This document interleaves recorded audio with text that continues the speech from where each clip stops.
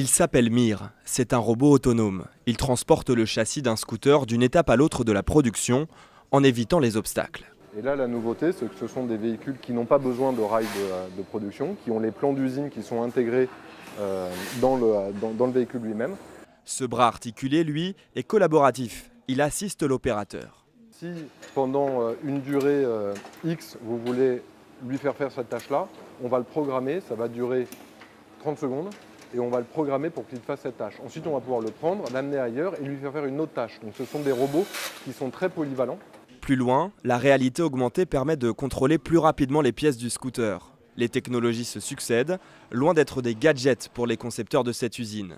Selon leurs études, l'industrie 4.0 permet des gains de productivité de 10 à 20% et des gains de flexibilité de 35 à 60%. Dans 2 mois, on va produire des machines à laver de différents types et de différentes tailles en même temps que nous produisons des scooters sur cette ligne et on sera capable de s'adapter à n'importe quelle demande de façon ultra flexible. Au bout de la chaîne, le scooter est prêt à rouler. Mais à peine fini, il est démonté pour être remonté à nouveau.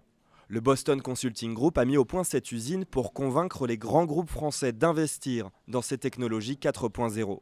C'est l'occasion de prouver par exemple qu'il ne faut pas être un geek pour travailler avec ces nouvelles technologies. Ça nécessite quelques minutes de formation. Vous pouvez le voir sur le robot collaboratif qui est en bout de chaîne. L'opérateur n'a qu'un bouton à appuyer, un petit coup de main à prendre, mais en quelques minutes, on lui a appris à se servir du robot. Dans les usines, si cette technologie arrive, cela va réduire les effectifs de 15%.